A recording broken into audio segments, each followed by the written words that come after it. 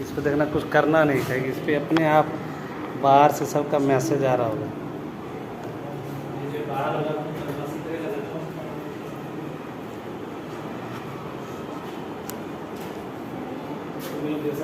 यहाँ लिखा है, चैट में लिख के भेज रहा है पहले से वेट बराबर है।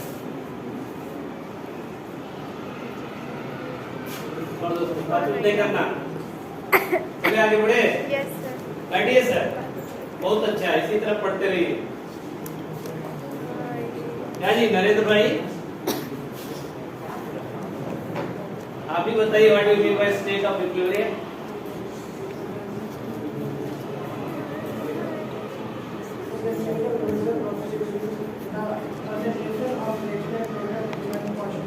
फिर से बोलिए।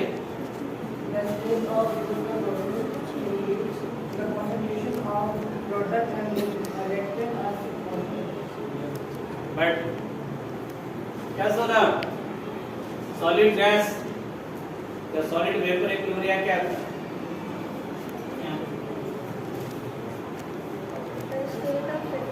जोर से बोलो, सब लोग सुने। The state of physical process at which the solid and liquid are coexist इन्होंने known as solid liquid equilibrium. अच्छा, रेट के टर्म में बताओ, रेट के टर्म में बताओ। The rate of boiling point. फिर उसको बोले दो, उसके पास भी दिमाग है। Rate of boiling is equal to rate of freeze. क्या बोली? रेट ऑफ फ्रीजिंग नहीं, है तो सॉलिड लिक्विड में क्या बोलेगी? Rate of sublimation becomes equal to rate of solidification, यही था। तो बैठ जाओ, अगला चले। तो तीन तो हम लोग पढ़ लिए थे, चौथा क्या था? Equilibrium between solid and it's solution, यही था। दूसरे शब्दों में कहे भी जाते हैं। अब जो किताब आते हैं पहले ऐसा लिखे जाते हैं, अब जो किताब आती है ना साइड बुक वगैरह, उसमें सीधा लिखा रहता है सॉलिड सॉल्यूशन इक्विलिब्रियम। क्या लिखे रहते हैं? Solid solution equilibrium. तो जाते जाते भी बताए थे कि आप में हम भूलने का प्रयास कर रहे हैं, लेकिन कुछ मिनट के बाद, कुछ में क्या होता है कुछ घंटे के बाद भी नहीं होते, कुछ में क्या होता है कुछ मिनट के बाद ही है, वो भूलने वाला नहीं।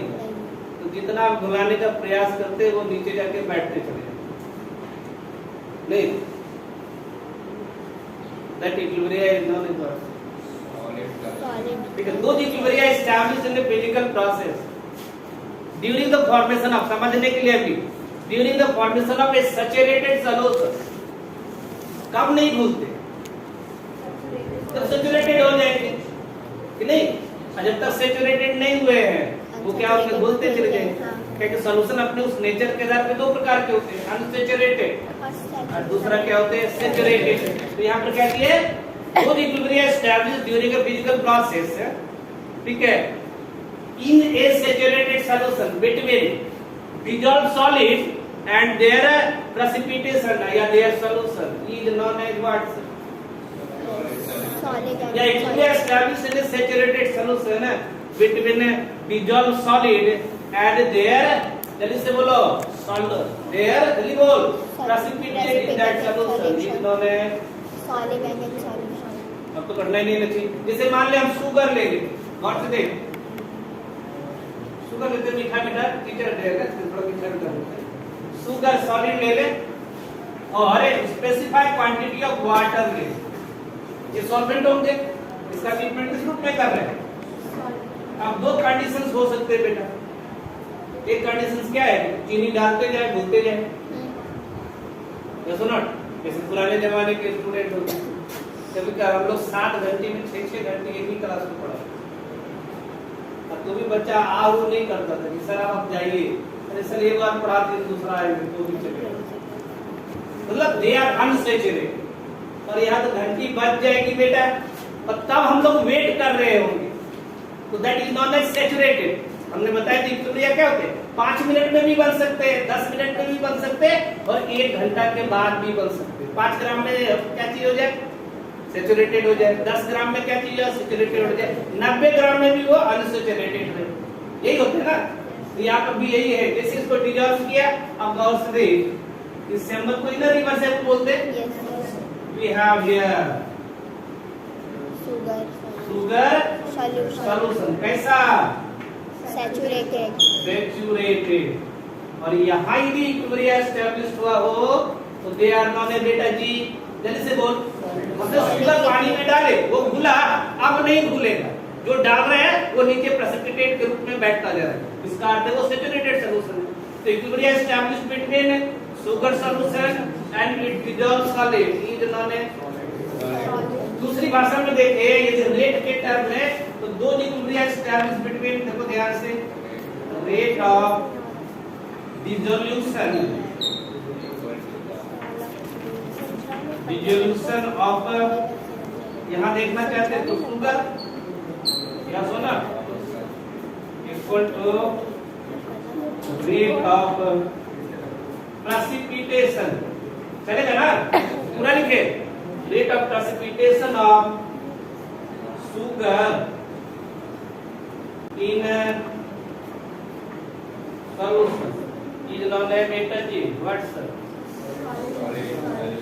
आपको कोई रखना ही नहीं, ये होनी चाहिए, किसी को पूछना है कुछ, समझ गया? निकट गई। और लास्ट क्या था? यही है, कुछ बोलना है? समझ नहीं आया। नहीं समझ में आया? अच्छा, पानी में कभी चीनी घुलाई है? क्या करते हैं? Solution. कब तक डालते रहती है? घुलता है जब तक। घुलते रहता है, उसके बाद और हम डालते चले, तो एक स्टेप देखिए आता है कि नीचे चीनी बैठा हुआ नजर आता है, तो आपको दिख रहा है कि हम जो डाले वो रह गया, ऐसा नहीं है। जो आप डाले वो घुल गया, जो घुला हुआ था वो अमाउंट क्या हो गया? प्रेसिपिटेट के रूप में वापस आ गया। तो that equilibrium established between is known ए वह इक्विलिब्रियम, ठीक है, जो किसी फिजिकल प्रोसेस में तब अकर्स होते हैं जब हम कोई खास अमाउंट ऑफ सॉल्वेंट को लिए गए सॉल्वेंट में डिसॉल्व करते हैं और वह एक सैचुरेटेड सॉल्यूशन बनाता है। और उस स्थिति में अब ध्यान से सुनना, एक भी सॉलिड पार्टिकल्स अब उसमें घुलने वाला नहीं है। यदि हम डालेंगे तो जितना डालेंगे उतना घुला हुआ क्या चीज होगा? शुगर। घुला हुआ कंपोनेंट क्या होगा? फिर से सॉलिड के रूप में रीएपियर हो जाएंगे। तो सॉलिड का रीएपियरेशन यहाँ क्या कहलाता है? Rate of precipitation. लैब में कभी गई है? यदि हमको सल्फेट का टेस्ट करना हो तो क्या करते हैं? सल्फेट आयन का टेस्ट करना हो तो सॉल्ट सॉल्यूशन लेते हैं कि नहीं लेते? अब सॉल्ट सॉल्यूशन लिए तो क्या हुआ? पानी में घुला हुआ है, उसमें हम BaCl2 डाले। क्या डाले? BaCl2। अब क्या चीज आता है? वो व्हाइट कार्डिक पीपीटी आता है, उसको प्रेसिपिटेट बोलती है ना। तो वैसा ही जब चीनी हम घुलाना शुरू करें तो वो घुलता चला जाए। एक जगह जब आए कि जो घुला हुआ चीनी, अब जितना चीनी आप डाले वो तो घुल जाए, लेकिन उतना ही घुला हुआ क्या चीज करे? प्रेसिपिटेट। अब समझ में बात आई कि करना ही। जैसे एक चीज देखो, इसी चैप्टर में आएंगे, घबराना मत, कि यदि हम लेड क्लोराइड ले लें, देखो ध्यान से, PbCl2, इसमें पानी डाल दें, ये PbCl2 एक्वा सॉल्यूशन डाल दिया और हमको लेड आयन के टेस्ट करने, किसके टेस्ट करने हैं? Lead ion. तो कहता है इसका एक रीएजेंट होता है, तो लेड आयन सॉल्यूशन में कैसा होगा? देखो तो Pb पर +2 चार्ज, ट्वाइस Cl पर -चार्ज होगा ना। अब कहता है इसमें आप डाइल्यूट HCl डाल दीजिए। क्या डाल दीजिए? ये डाइल्यूट HCl जाएंगे, टूट जाएंगे, ये पर +4 और Cl पर -4। अब ध्यान से देख, एक्स्ट्रा ये बढ़ गया क्या? किसकी मात्रा बढ़ गई? तो जितना ज्यादा Cl की मात्रा बढ़ेगी ना, वो अपोजिट वाले से कंबाइन कर लेगा और वहां आप देखिएगा कि वो व्हाइट कर्डी के रूप में अपीयर हो जाएगा। क्या चीज जाएंगे? White curdy. किताब प्रैक्टिकल का खोलिए, वहां मिलेगी। वो वहां पर जाके क्या हो गया? जो एक्स्ट्रा आयन बने वो अपोजिट आयन को पकड़ता है और उसके साथ जैसे ही न्यूट्रल कंपाउंड बनाएगी वो जाके वहां क्या हो जाएंगे? प्रेसिपिटेट कर जाएंगे। तो इसी चैप्टर में वो आने वाले हैं। कहाँ आएंगे? सॉल्युबिलिटी प्रोडक्ट के नाम से आएंगे। किस नाम से आएंगे? Solubility product. यहाँ भी जो हम घुला रहे हैं, ये तो केमिकल प्रोसेस है ना सर, हम जो भी घुला रहे हैं आप वो घुलना बंद कर दें, ठीक है? तो वो घुले हुए सॉलिड और सॉल्यूशन के बीच जो इक्विलिब्रियम एस्टैब्लिश्ड हुई, that equilibrium is known a beta equilibrium between dissolve solid and their solution. ठीक है, कि जिस रेट से आप कोई सॉलिड को घुलाएंगे उसी रेट से घुला हुआ सॉलिड क्या हो जाएगा, फिर से प्रेसिपिटेट के रूप में एम्पियर हो जाएगा। That state is known as what, solid. और जो अभी मॉडर्न में चलते हैं सॉलिड एंड देयर सॉल्यूशन के बीच।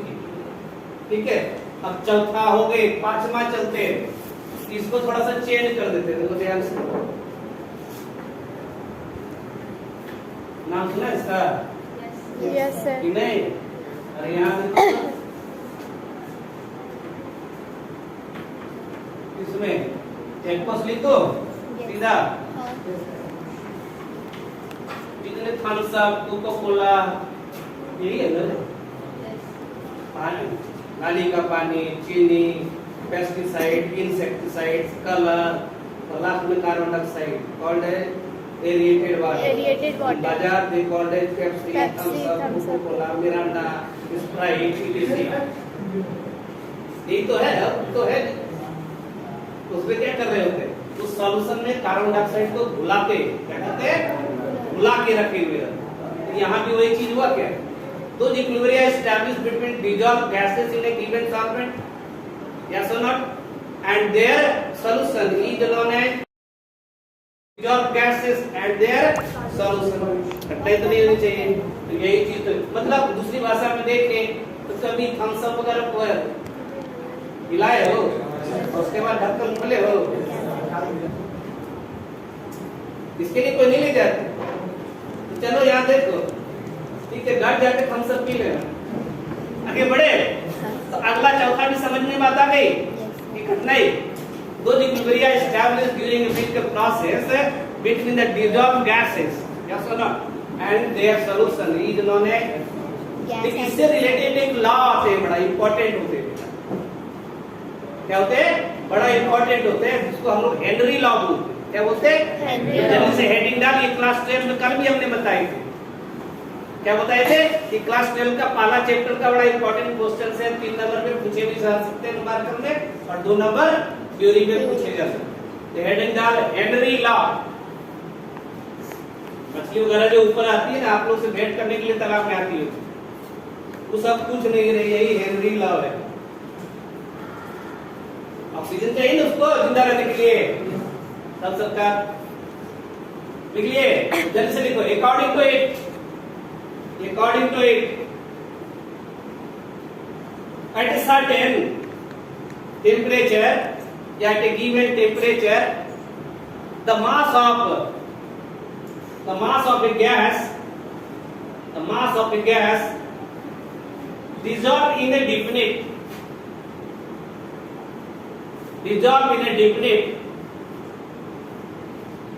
volume of a liquid, definite volume of a liquid is directly proportional to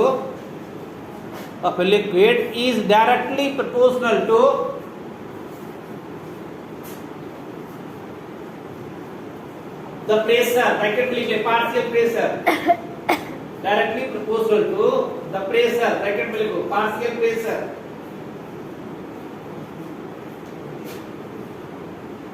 bracket close, of the gas in equilibrium with the solution. देखिए बेटा जी, किसी को दूसरी भाषा में क्या कह सकते बेटा, ठीक है। According to this law, the amount of any gases dissolved in a definite quantity of the definite volume of the solvent is directly proportional to the pressure exerted over them in a solution is known as what? Henry law. ठीक है, इस law के अनुसार किसी दिए गए solvent में dissolve gases कितना घुलेंगे वो डायरेक्टली प्रोपोर्शनल होते हैं उसके ऊपर लगने वाले पार्शियल प्रेशर की। That law is known as what? Henry law. अब तो कठिनाई नहीं चाहिए, फिर लंबा चौड़ा हम लोग क्लास 12 में पढ़ेंगे। देखो मैथमेटिकली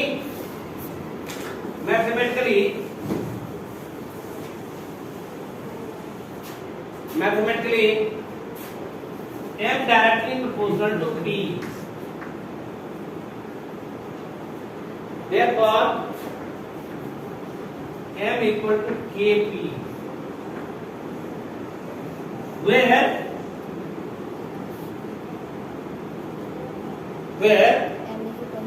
लिख ले m equal to mass of a gas dissolved, mass of a gas dissolved, mass of a gas dissolved in a different volume of solvent.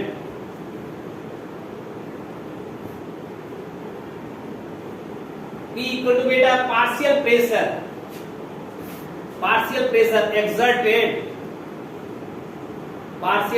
exerted over the solution,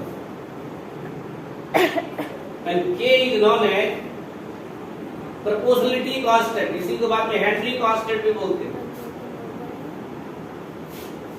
Henry constant. Class 12 जाओगे तो यही model convention में solubility को भी mole fraction से count करते हैं, तब ये बदल जाती है। K के बदले में हम लोग KH लिखते हैं, क्या लिखते हैं, और इस M के बदले में हम लोग क्या लेते हैं, मोल फ्रैक्शन ऑफ गैस लेते हैं।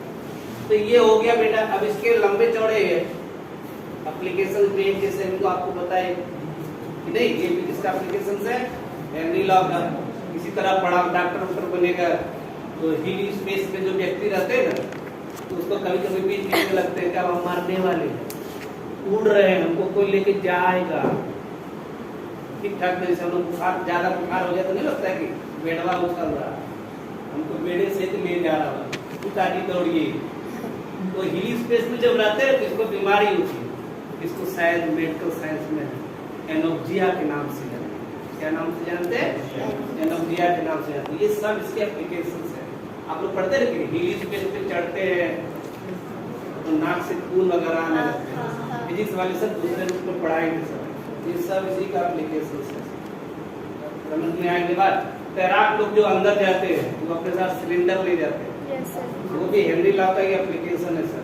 तो अंदर में कई बीट्स बन जाएंगे, ऑक्सीजन का प्रवाह रुक जाएगा, अंदर ही रह जाएगा, इसलिए उसमें नाइट्रोजन, नॉर्मल गैसेस, ये सब चीजें डाल के तब उसको अंदर भेज जाते हैं। They all are the example about the Henry law, ये सब क्लास पे।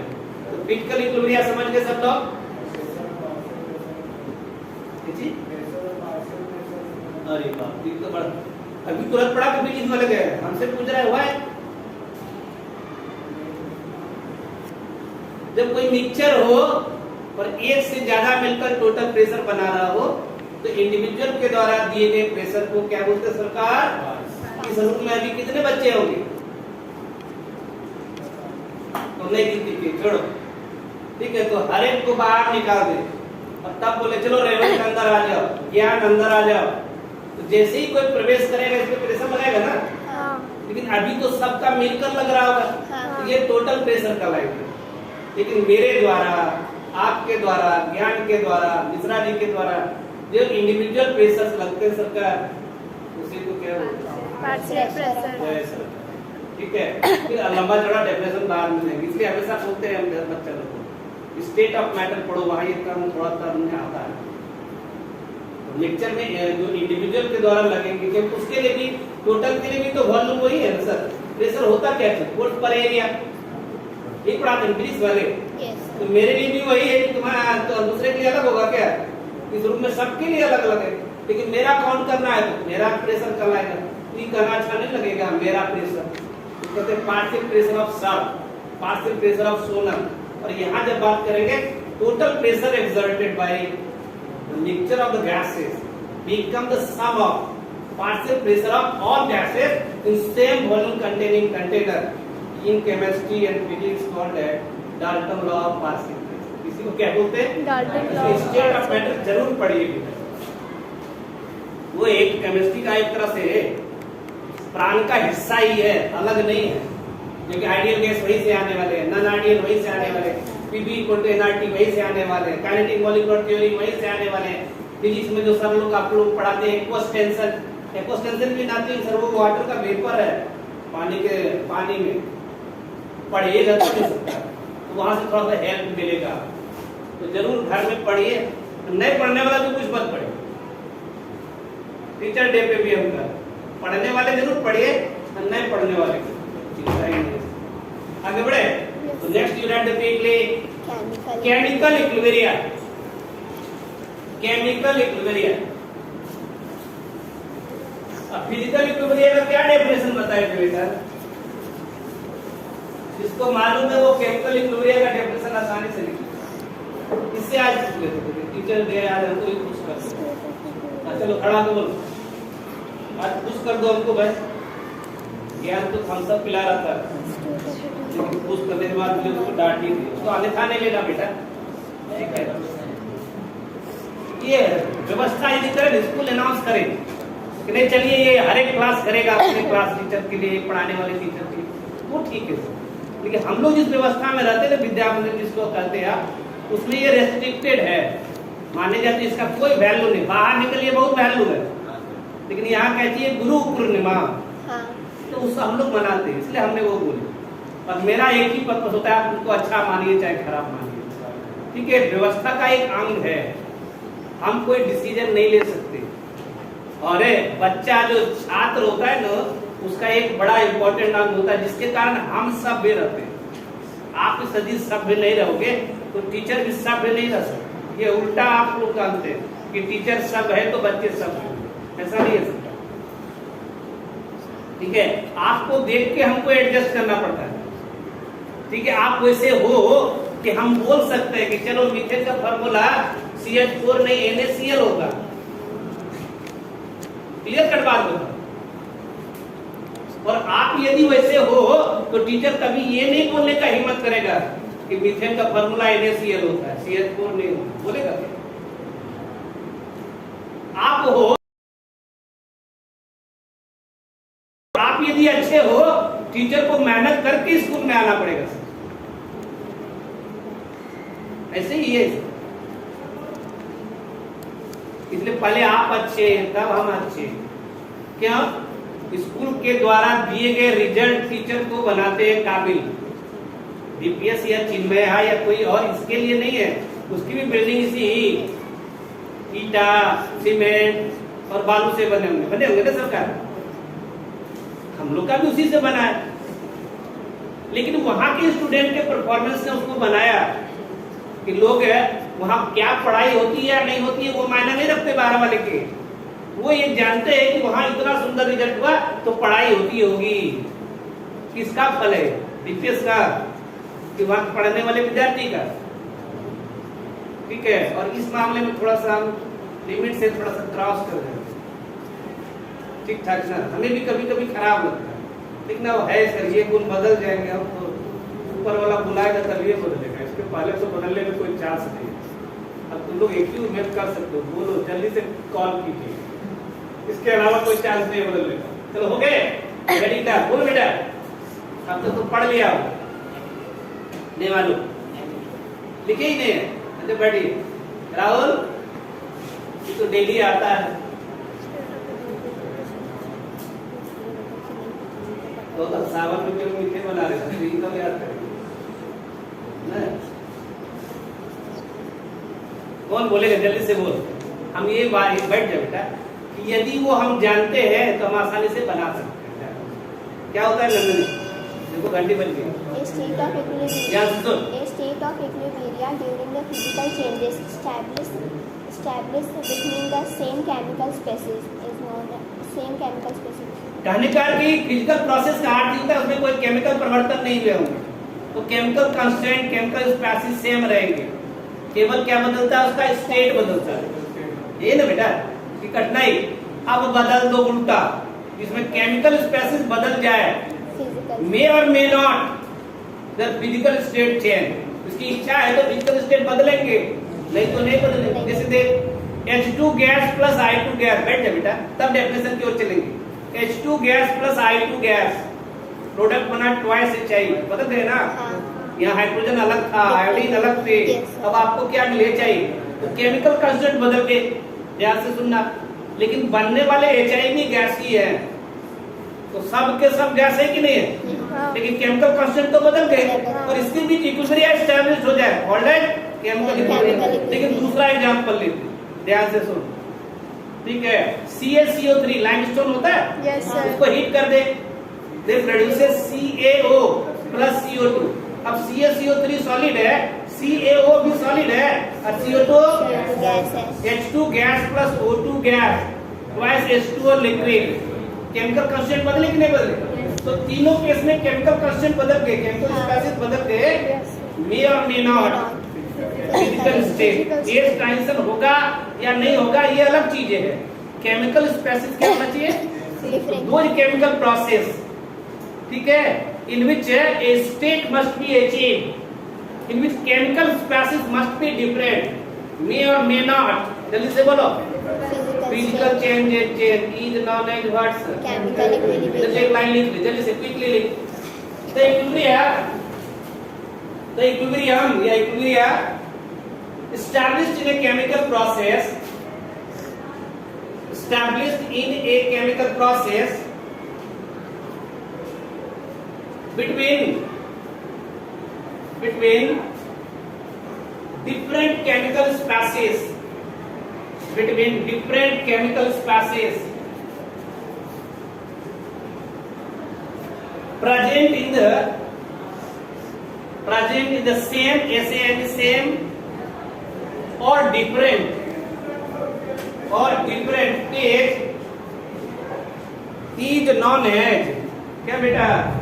Chemical equilibrium. Chemical equilibrium. अब तो कठिनाई नहीं होना चाहिए। किसी केमिकल प्रोसेस में एस्टैब्लिश्ड होने वाला इक्विलिब्रियम स्टेट जिसमें केमिकल स्पेसिस हमेशा क्या हो? डिफरेंट हो। उसके स्टेट या पेज समान भी हो सकते हैं और डिफरेंट भी हो सकते हैं। That type of equilibrium in chemical process is known as chemical example ले ले। जल्दी से H2 gas plus I2 gas, H2 gas plus I2 gas, reversible का सैंपल दो, ट्वाइस HI गैस। ये इसलिए लिखा रहे हैं कि तुरंत एक चीज पढ़ाना है, डेफिनेशन अपने से देना है। लिख लिया? अब अगला ले, H2 गैस या ट्वाइस H2 गैस कर ले, बैलेंस में twice H2 gas plus O2 gas, product बेटा ट्वाइस H2O लिक्विड। रिवर्सेबल का सैंपल दीजिएगा, लिखना नहीं पड़ेगा। हो गए? अब एक में बताओ एज भी सेम है क्या? और केमिकल कांस्टेंट अलग है ना? और दूसरे वाले में क्या चाहिए? एज अलग है, केमिकल कांस्टेंट भी अलग है। तो अब देखो, एक को होमोजेनियस बोलते और दूसरे को जैन सर आ जाएगा। बेकार का तकलीफ करते हैं। आज बोल दीजिएगा मैम को, अपने चलाएगा, आने की आवश्यकता नहीं है। ओके? ये कठिनाई तो जल्दी से लिख ले। Type of chemical equilibrium, type of chemical equilibrium.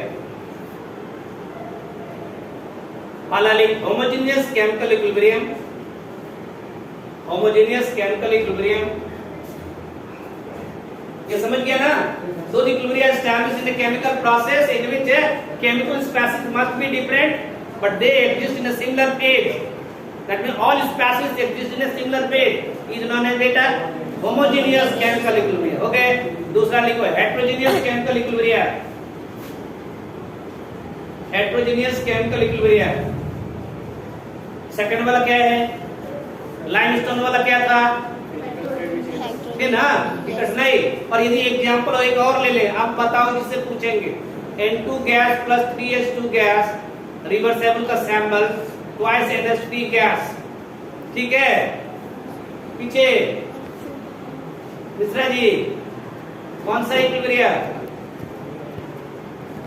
तो सर हम तो बाहर ताक रहे थे, हम लिखने के लिए बोले भी नहीं थे। क्या करोगे? होमोजेनियस है, N2 भी गैस है, H2 भी गैस है, बनने वाले प्रोडक्ट भी क्या चाहिए? तीनों में केमिकल कांस्टेंट रिएक्टेंट और प्रोडक्ट के बदल गए केमिकल स्पेसिस, लेकिन सब के सब सिंगल फेज में है।